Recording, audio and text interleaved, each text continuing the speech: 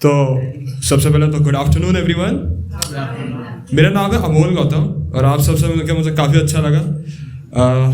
पहली बार मैं यहाँ पहचान स्टूडियोज़ में आया हूँ, मुझे काफ़ी अच्छा लग रहा है। अभी फ़िलहाल मैं एक पोएम रिसाइट करने वाला हूँ और एक स्टोरी।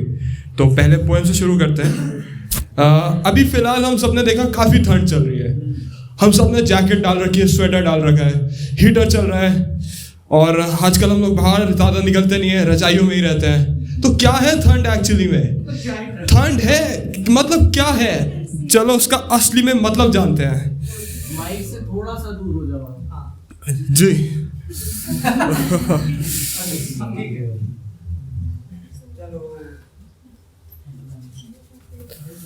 क्या है ठंड? कभी अपने आप से पूछना, जवाब मिले तो खुद तक ही रखना। क्या ये हमारी परीक्षा है जिसे है हमें सहना? ठीक उसी तरह जिस प्रकार बाढ़ में पानी का बहना। क्या है ठंड? कभी अपने आप से पूछना। जीवन से मृत्यु तक ज्यों ही त्यों मुश्किलें आती, हर एक नौजवान के नस नस को छू कर जाती। ठीक उसी प्रकार जिस तरह जाड़ों में तेज शीतल हवा है चलती, क्या ये आने वाली मुश्किलों को है दर्शाती? क्या है ठंड? कभी अपने आप से पूछना। भूल जाओ ठंड का मजा चाय और बिस्कुट के बिना। भूल जाओ ठंड का मजा चाय और बिस्कुट के बिना। ठंड से कोई नहीं बचा सकता रजाई और हीटर के सिवा।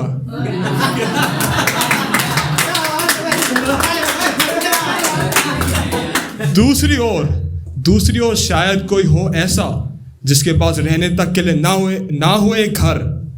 पूरा दिन ठंड से बेहाल, क्या कोई रखता भी है उसकी खबर? रखता भी है तो ध्यान नहीं देता मगर। क्या है ठंड? कभी अपने आप से पूछना। धन्यवाद। तो अभी हमने देखा ठंड क्या होती है। अभी मैं इसके बाद एक स्टोरी भी सुनाना चाहता हूँ आप सबको। ये स्टोरी मैंने अपनी एक क्लास में पढ़ी थी और मैं चाहता हूँ कि आप लोग भी इसके बारे में सुने। ये बहुत ही मोटिवेशनल, बहुत ही इंस्पिरेशनल है और आप इस स्टोरी को अगर आप सुनोगे तो आप खुद से पूछोगे ऐसा कैसे हो गया, ये कैसे हो सकता है। तो स्टोरी शुरू करते हैं। पूरब से चंद्रमा निकल रहा था, आकाश में एक भी बादल नहीं था, तारे चमचमा रहे थे। जॉन अपनी डकोटा एयरप्लेन फ्रांस के ऊपर से इंग्लैंड ले जा रहा था। वो अपनी फैमिली के साथ होने के लिए उत्सुक था और अपनी छुट्टियों का सपना देख रहा था। समय था 1:30 बजे का। जॉन ने सोचा एक बार अपने पेरिस कंट्रोल सेंटर से बात करनी चाहिए। उसने रेडियो ऑन करा। डकोटा DA-088, क्या है? क्या आप मुझे सुन सकते हैं?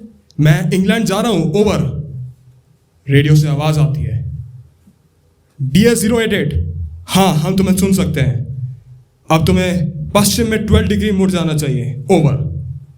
अब अपना जॉन मन ही मन सोच रहा था कि यार अब तो सही टाइम पे पहुंच जाऊंगा, नाश्ते के ठीक टाइम पे पहुंच जाऊंगा, एक अच्छा नाश्ता करने को मिलेगा। लेकिन कहानी में आ जाता है ट्विस्ट ये होता है कि जॉन के पीछे आ जाते हैं तूफान वाले बादल। अब जॉन को पता था कि वो उनके ऊपर से नहीं उड़ पाएगा। उसे ये भी पता था कि वो पूरा घूमकर भी इंग्लैंड नहीं जा सकता। एक बार के लिए उसने सोचा कि यार पेरिस वापस चलते हैं, लेकिन उसे घर जाना था। फिर उसने खुद से कहा मैं जोखिम उठाऊंगा और सीधा आंधी में चला गया। जैसे ही वो बादलों में पहुंचा वहां सब कुछ काला पड़ गया। बाहर देखना एकदम इम्पॉसिबल था। इसी में जॉन ने देखा उसका कंपास खराब पड़ गया, बाकी डिवाइसेस भी खराब पड़ गए। उसने रेडियो ट्राई करा।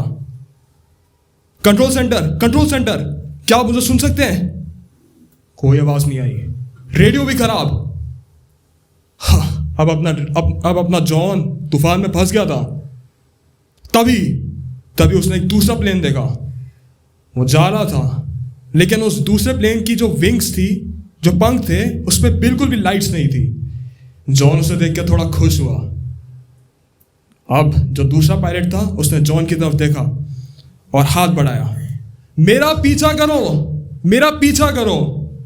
जॉन उसको देखा और थोड़ा खुश हुआ। अब एक आज्ञाकारी बच्चे की तरह अपना जॉन उस दूसरे पायलट को पीछा करने लगा। थोड़ा उसे डर भी लग रहा था, लेकिन धीरे धीरे जैसे ही समय बीतता गया वो तूफान से बाहर आ गया। उसने लाइट्स की 2 लाइंस देखी। अरे ये तो रनवे था, पेरिस का एयरपोर्ट।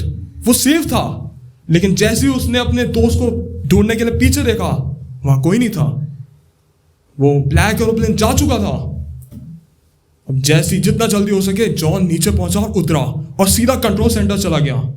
वहां उसने एक लेडी से पूछा कि वो अब तक कहां था और वो दूसरा पायलट कौन था। दूसरा पायलट? इतनी आंधी में ऊपर? आज तो कोई दूसरा प्लेन नहीं उड़ा था सर।